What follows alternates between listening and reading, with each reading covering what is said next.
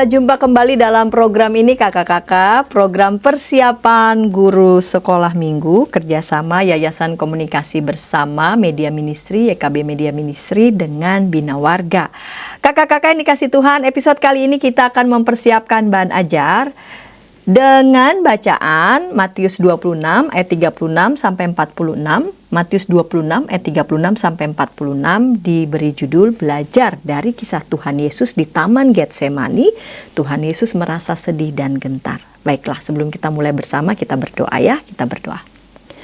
Tuhan, kami bersama mau mempersiapkan bahan ajar untuk kami sampaikan pada anak-anak sekolah minggu.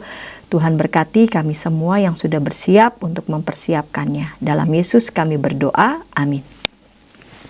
Baiklah, Kak Pendeta Hendra yang akan menyampaikan pembahasan Alkitab, galian bahan Alkitab dari teks ini, Injil Matius 26 ayat 36 sampai 46. Mari, Kak Hendra.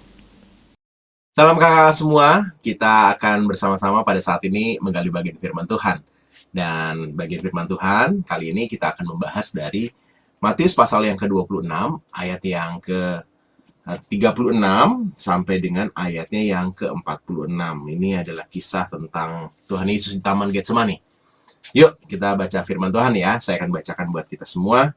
Matius pasal yang ke-26, ayatnya yang ke-36 sampai dengan 46.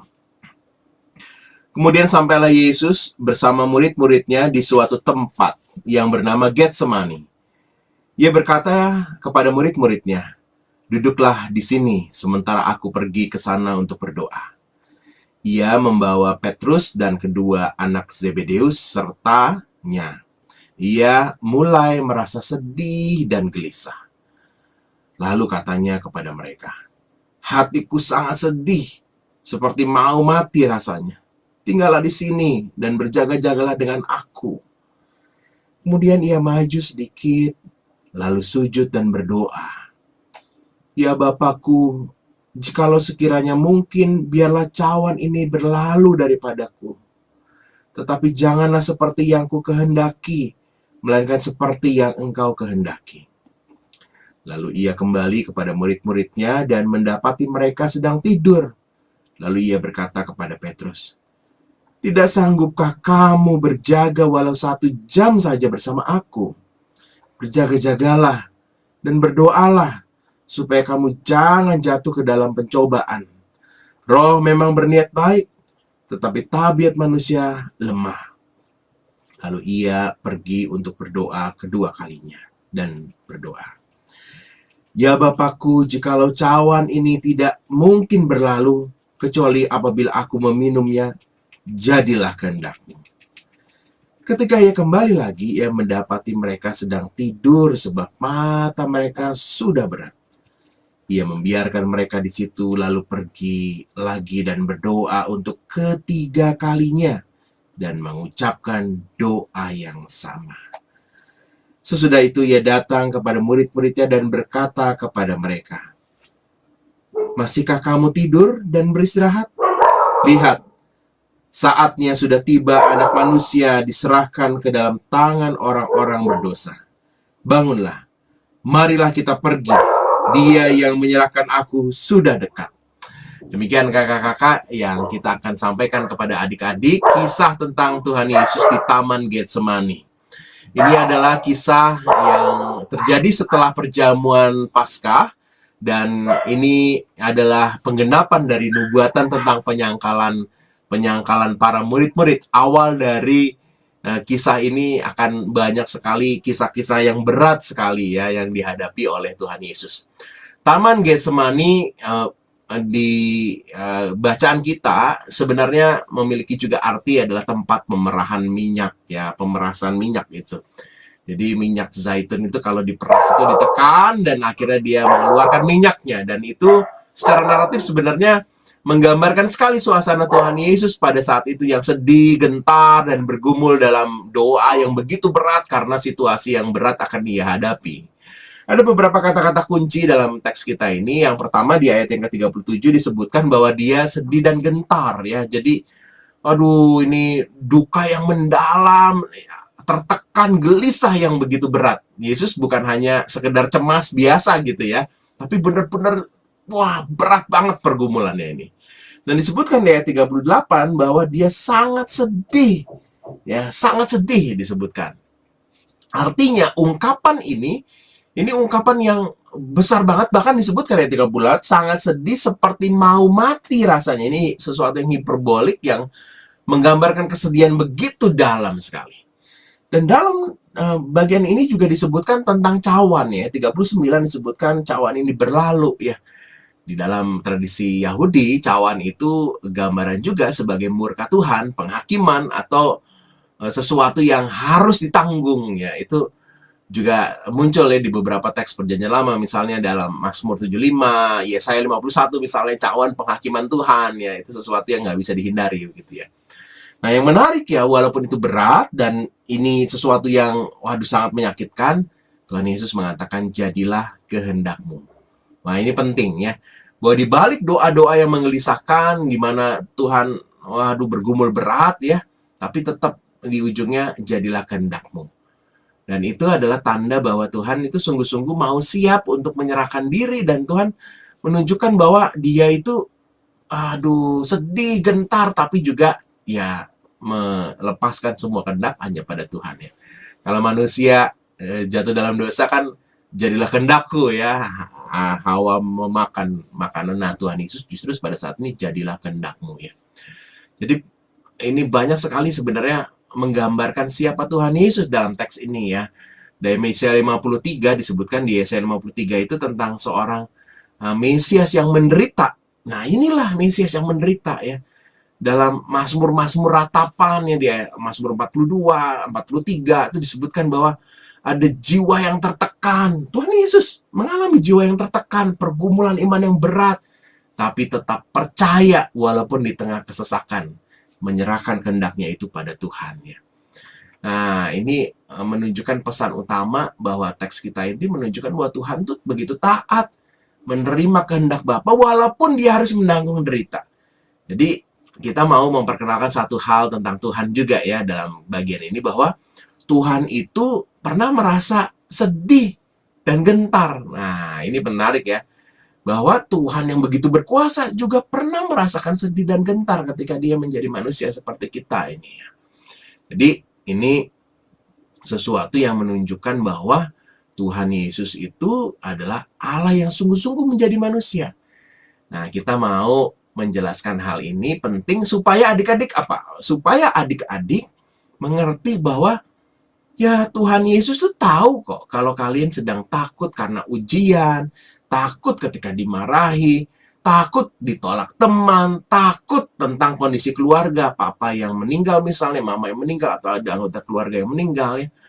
Nah, ini kita mau tegaskan kepada adik-adik, apa yang kamu rasakan Tuhan Yesus juga pernah rasakan kok. Iman itu berarti bukan tanpa takut ya. Iman berarti bukan lalu kita hilang rasa takut, tapi justru di balik rasa takut kita ingat Tuhan Yesus juga pernah takut dan membawa ketakutan itu kepada Tuhan. Anak-anak juga bisa belajar tidak mudah untuk menyerah ya. Tuhan Yesus menghadapi penyalipan begitu berat, sampai di Taman Getsemani dia bergumul berat ya. Berkata jujur itu berat ya. Tidak ikut menyontek itu berat. Membela teman yang sedang dibully itu berat. Tapi walaupun itu berat, kita mau taat seperti Tuhan Yesus, taat walaupun dia harus menghadapi situasi yang berat. Dan kita juga bisa memperkenalkan adik-adik tentang Tuhan yang berdoa, Tuhan yang menguatkan hati. Ya, anak-anak juga perlu belajar untuk saat takut, ya berdoa. Saat bingung, ya berdoa. Saat gelisah, berdoa. Seperti yang dilakukan Tuhan Yesus. Nah, ini yang mau kita sampaikan, bahwa mendengar kisah ini membuat adik-adik tahu kok, Tuhan tuh ngerti kalau adik-adik sedang takut, gelisah, gentar. Tuhan juga pernah mengalami hal serupa. Selamat memperkenalkan Tuhan yang pernah mengalami gentar dan gelisah kepada adik-adik, sehingga Tuhan boleh dikenal oleh mereka. Dan diberkati. Terima kasih Kak Pendeta Hendra yang sudah menyampaikan penggalian bahan Alkitab dari Matius 26 ayat 36 sampai 46, dan kita akan mendengarkan usulan metode untuk kelas batita balita. Kita mau mendengarkan Kak Jennifer Koten, namun sebelumnya kita dengarkan pesan-pesan berikut ini.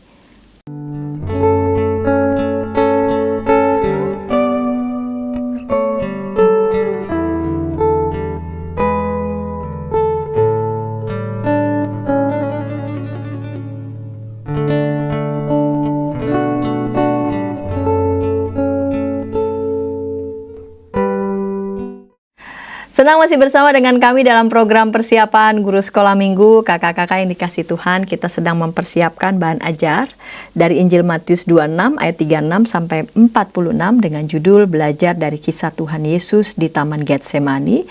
Tuhan Yesus merasa sedih dan gentar. Sekarang kita mau mendengarkan usulan metode untuk anak-anak di kelas batita balita. Yang akan menyampaikannya adalah Kak Jennifer Koten. Mari Kak Jennifer. Pemateri kelas batita dan balita Pendeta Jennifer Giovanni Koten.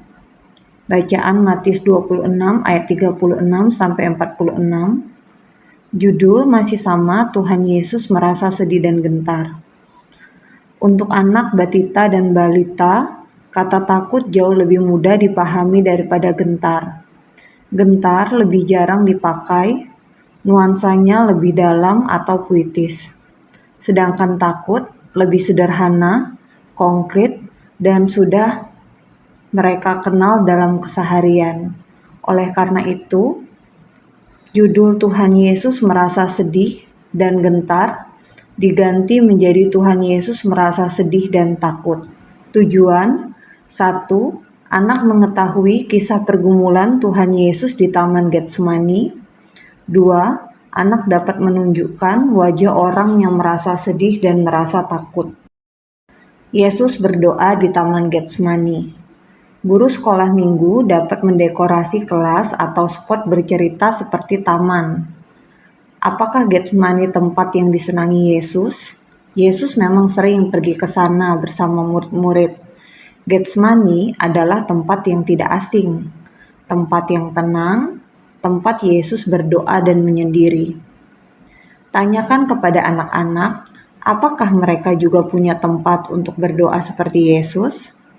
Tempat yang tidak asing, mungkin di rumah atau kamar mereka, tempat yang tenang, tempat di mana mereka bisa berbicara kepada Tuhan.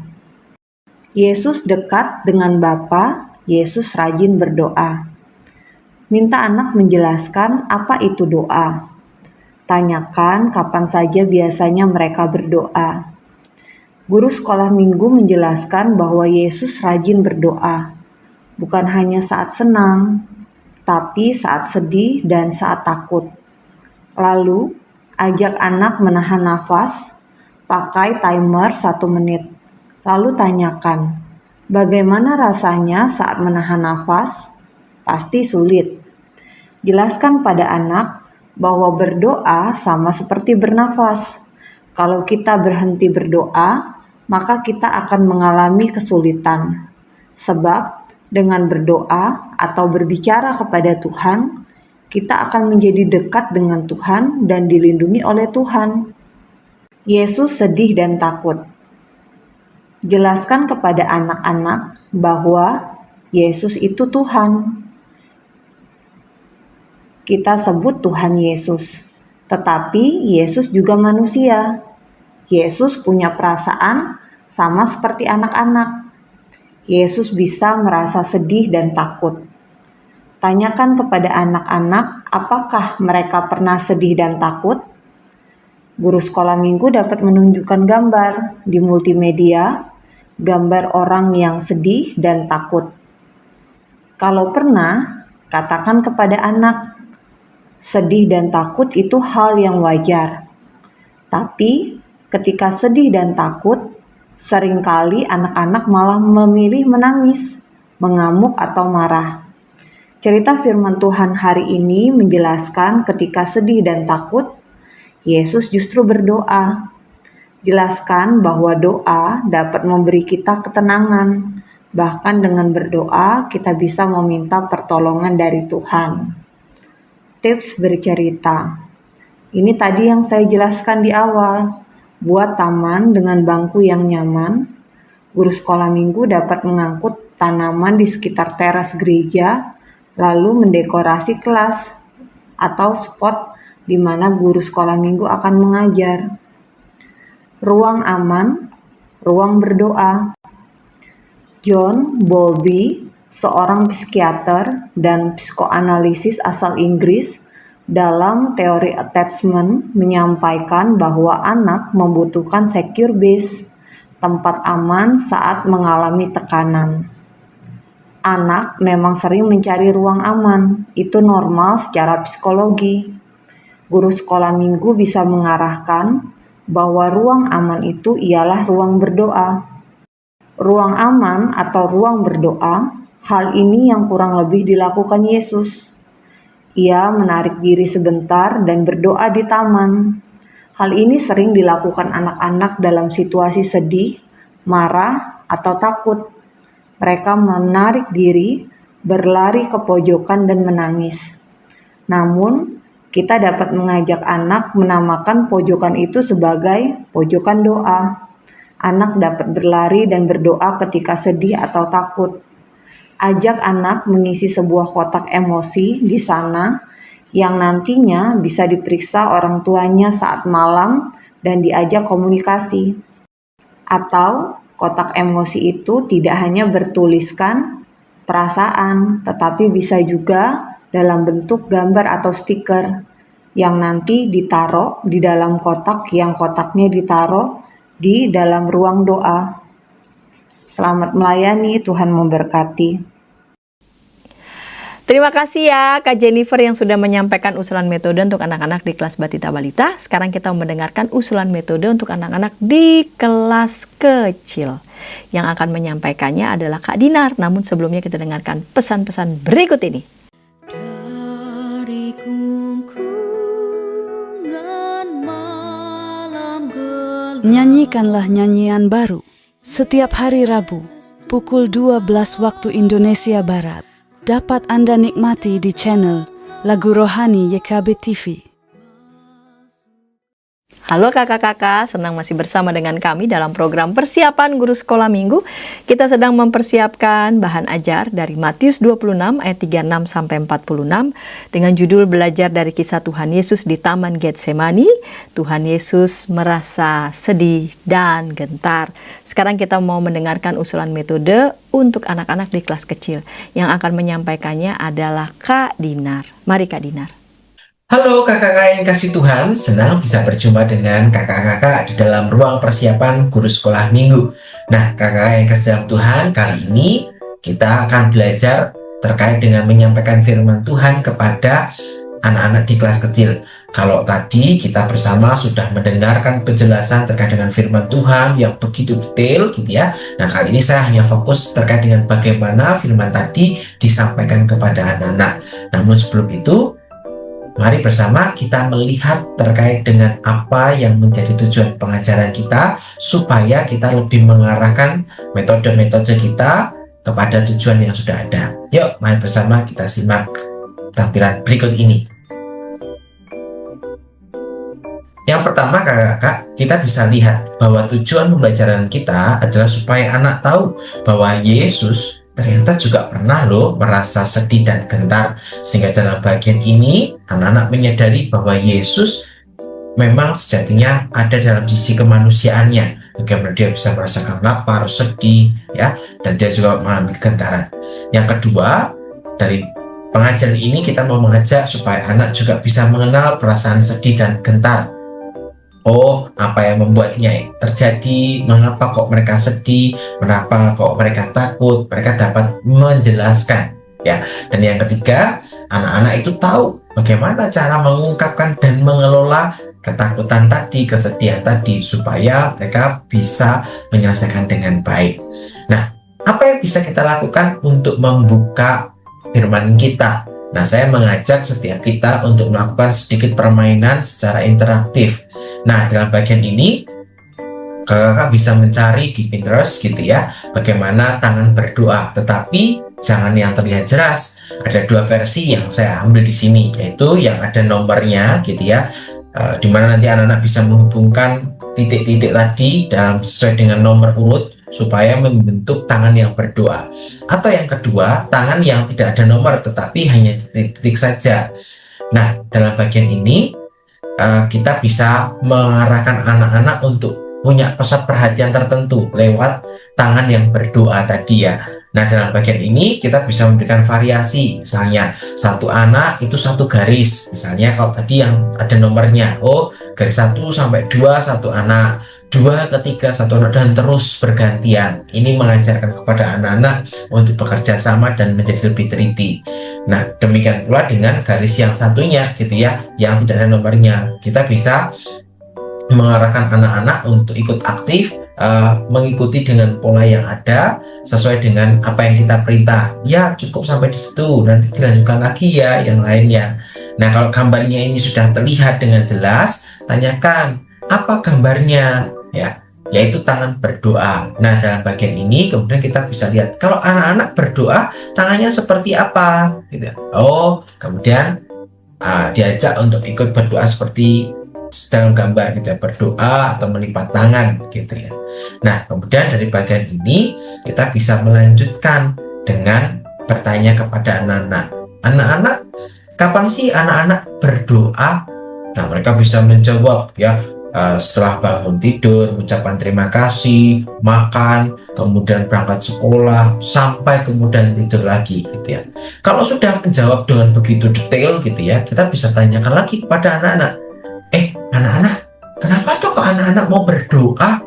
Kenapa ya kok kita harus berdoa? Nah, kita kemudian memberikan kejelasan. Tetapi sebelumnya kita memang harus mendengarkan dulu ya jawaban dari anak-anak ya, memberikan ruang apresiasi kepada mereka. Berdoa supaya Tuhan memberkati, Tuhan menyertai, kita mengucapkan syukur karena doa adalah cara kita berkomunikasi kepada Tuhan. Nah, baru ketika kita sudah menjelaskan terkait dengan mengapa kok kita berdoa, kita kemudian juga melanjutkan terkait dengan isi firman, yaitu ternyata Tuhan Yesus dalam firman Tuhan di dalam Alkitab juga berdoa loh.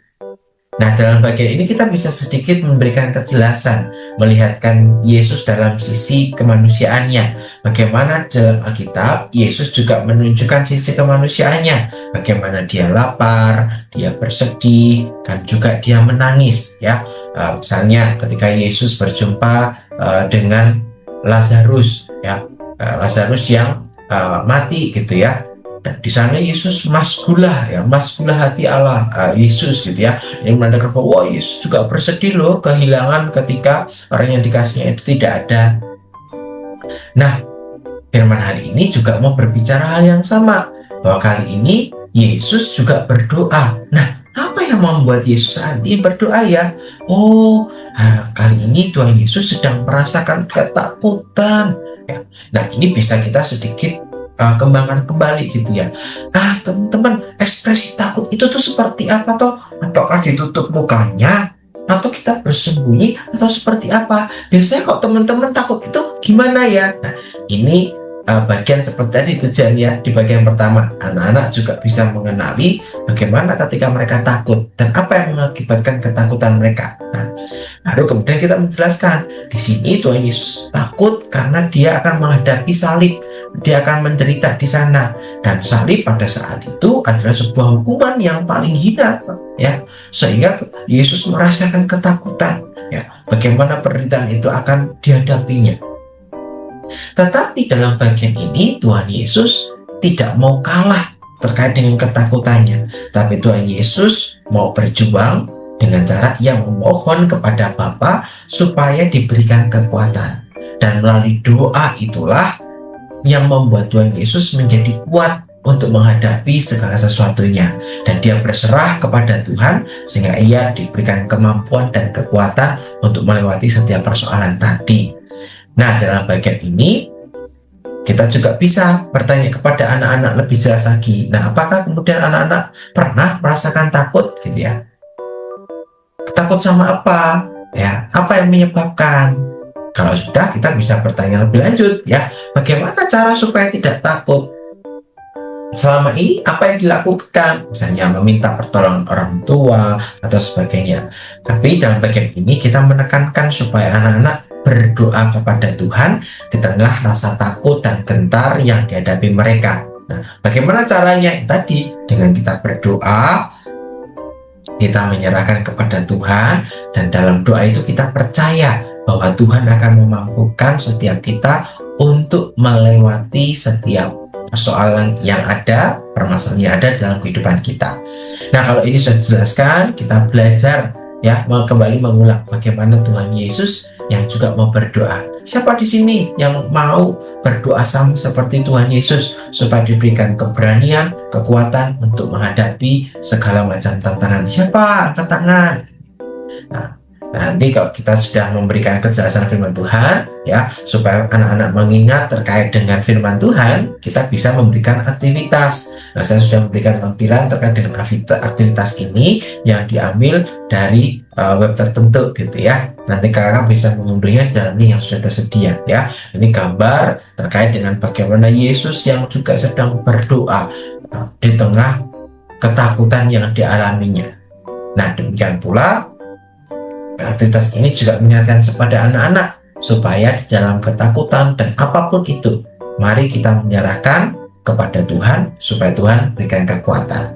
Nah, kalau anak-anak sudah selesai gitu ya, mari kita mengingatkan kembali bagaimana Tuhan itu akan selalu menjaga dan melindungi kita, dan itulah yang membuat kita tak perlu gentar, tidak perlu takut, karena ada Tuhan selalu beserta dengan kita. Nah, akan lebih baik jika kemudian di akhir kelas atau di akhir firman ini kita menyanyikan satu lagu, misalnya Ku Daki-Daki. Ya, kenapa Ku Daki-Daki? Karena ada dalam satu liriknya ya, Tuhan besertaku, di kanan kau ada, di kiri kau ada, di atas dan di bawah kau ada. Nah, ini menjadi satu bentuk pernyataan iman bahwa Allah selalu ada dalam kehidupan kita, memberikan kekuatan bagi setiap kita.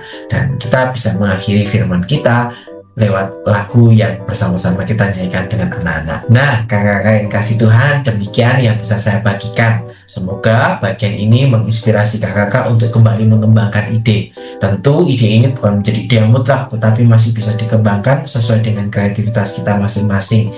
Kita bisa memberikan gambar, kita bisa memainkan mini drama, supaya bisa lebih mengantarkan kepada anak-anak lebih dekat kepada firman Tuhan.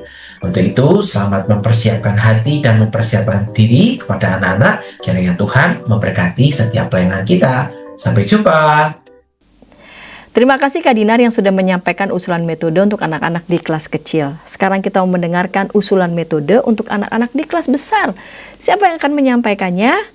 Ya, yang akan menyampaikannya adalah Kak David Sitorus. Namun sebelumnya, kita dengarkan pesan-pesan berikut ini yuk.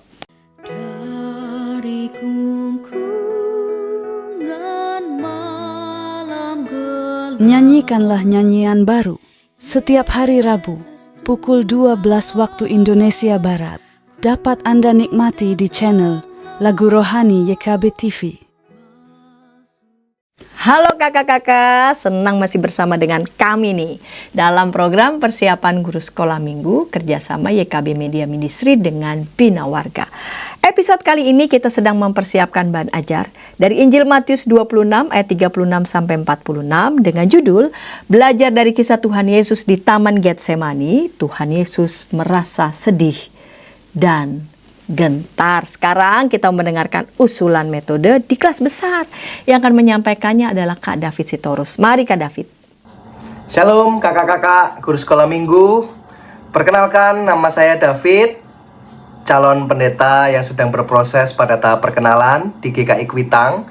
Dan saat ini saya akan mengajak kakak-kakak sekalian untuk melihat beberapa usulan metode dari saya untuk pengajaran kelas besar di sekolah minggu dalam tema kita saat ini, yaitu belajar dari kisah Tuhan Yesus di Taman Getsemani.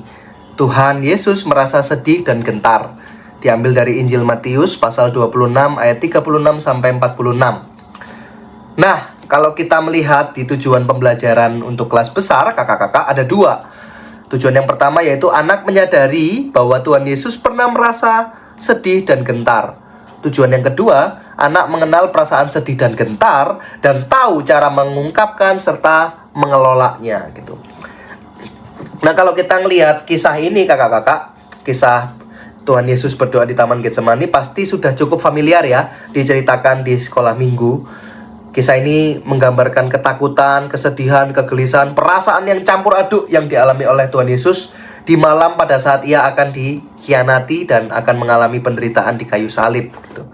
Lalu apa yang bisa kita petik dari kisah Tuhan Yesus berdoa di Taman Getsemani gitu? Saya mengusulkan ada 2 poin penting pengajaran yang kita batasi koridor pengajaran kita di situ. Ada 2. Yang pertama, poin pertama adalah takut bukan berarti tidak beriman.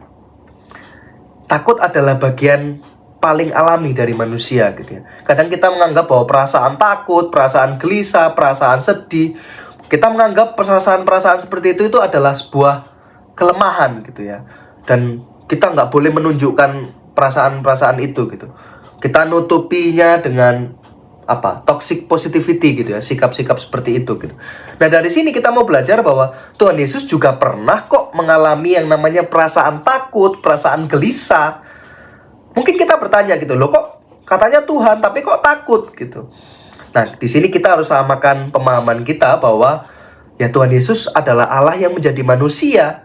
Ia berinkarnasi. Artinya apa? Artinya natur kemanusiaannya itu juga tetap ada. Misal, kalau dicubit ya sakit. Kalau diejek ya bisa sedih gitu. Dibohongi ya bisa kecewa. Itu natur manusia gitu ya. Emosi-emosi alami manusia gitu ya.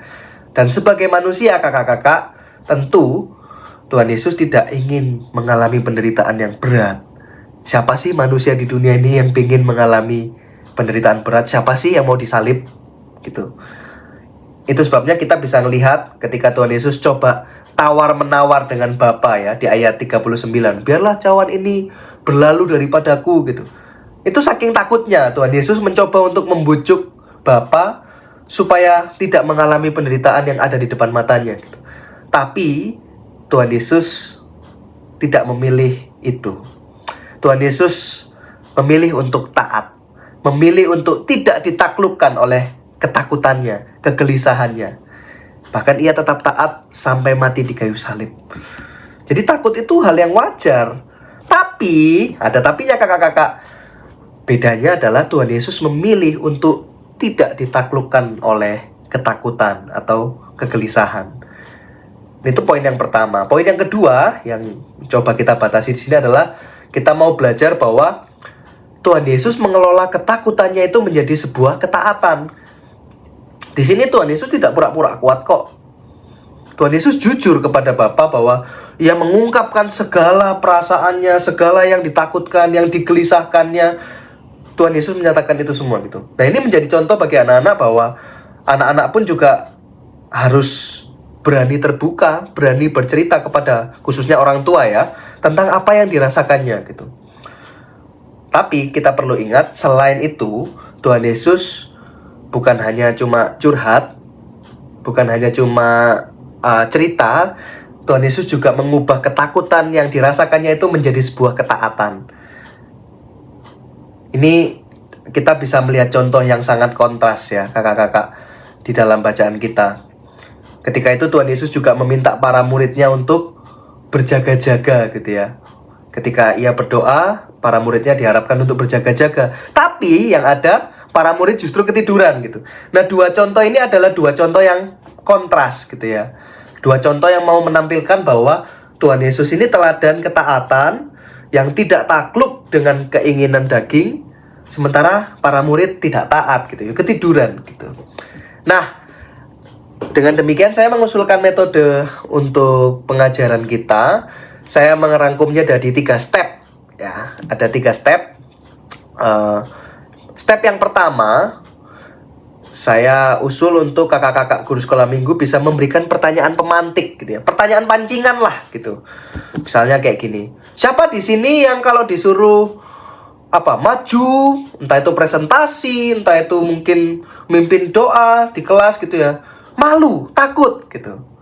Nanti kan adik-adik, wah, aku enggak kok, aku iya. Itu pertama. Atau mungkin siapa di sini yang takut kalau di rumah sendirian gitu. Nah, ini juga sering dialami oleh anak-anak sekolah minggu. Saya pun juga merasakan itu gitu. Apalagi kalau mati lampu, hujan, wah takut gitu. Atau siapa di sini yang kalau ujian itu takut, nanti takut dapat nilai jelek, takut nanti wah dimarahi orang tua. Nah, setelah kakak-kakak memberikan pertanyaan-pertanyaan pancingan ini, nanti anak-anak akan merespons dengan pendapat-pendapat mereka gitu ya. Beragam pendapat mereka. Bisa jadi contohnya lebih banyak gitu. Nah, setelah mendengarkan pendapat mereka yang beragam itu, di sini kakak-kakak bisa menekankan bahwa pengalaman ketakutan, kegelisahan, kesedihan, itu semua adalah pengalaman bersama yang wajar dirasakan oleh manusia, bahkan dirasakan oleh anak-anak. Jadi ketakutan itu bukan hal yang memalukan. Nah, ini kesadaran yang sangat penting untuk diberikan oleh ke anak-anak sekolah minggu, supaya mereka belajar untuk berani mengakui dan memvalidasi perasaan mereka. Itu step yang satu, kakak-kakak.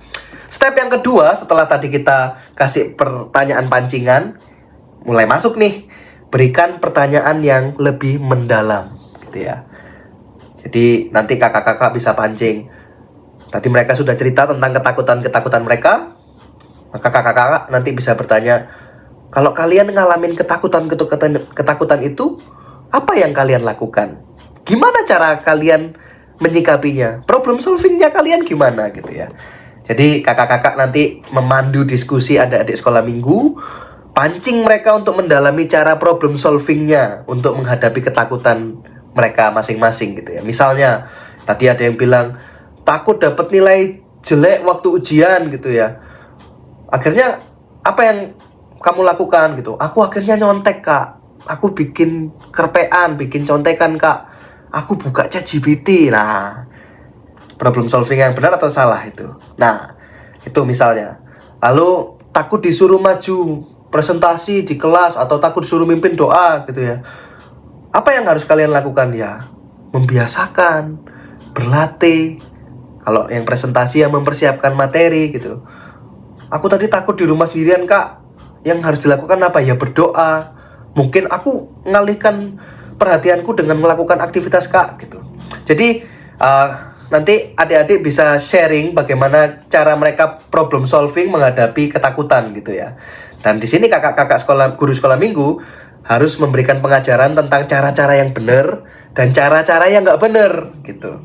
Kayak tadi ujian takut nilai jelek, akhirnya nyontek, ini kan nggak benar. Nah, itu nanti kakak-kakak tugasnya untuk mengarahkan. Baru di situ masuk ke dalam step yang ketiga kakak-kakak, yaitu pemberitaan firman. Nah, tekankan bahwa dalam pemberitaan firman ini Tuhan Yesus juga pernah mengalami takut gitu ya. Takutnya kenapa?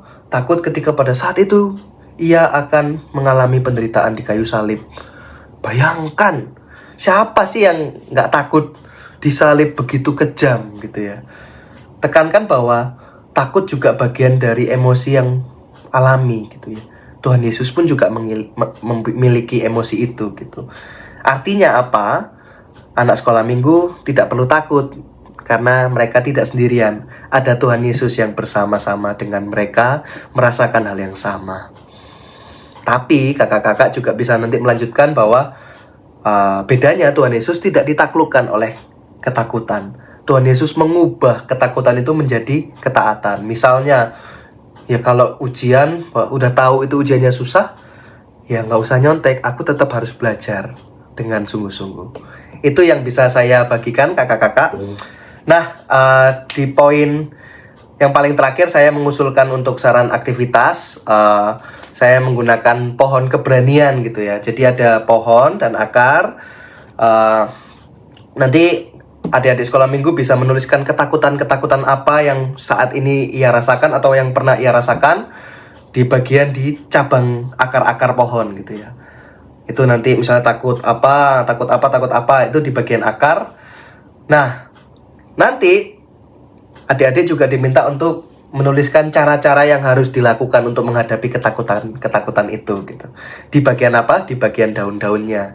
Jadi akarnya adalah ketakutan tapi hasilnya harus tetap taat Gitu. Mungkin ini saja yang bisa saya bagikan. Selamat mempersiapkan kakak-kakak.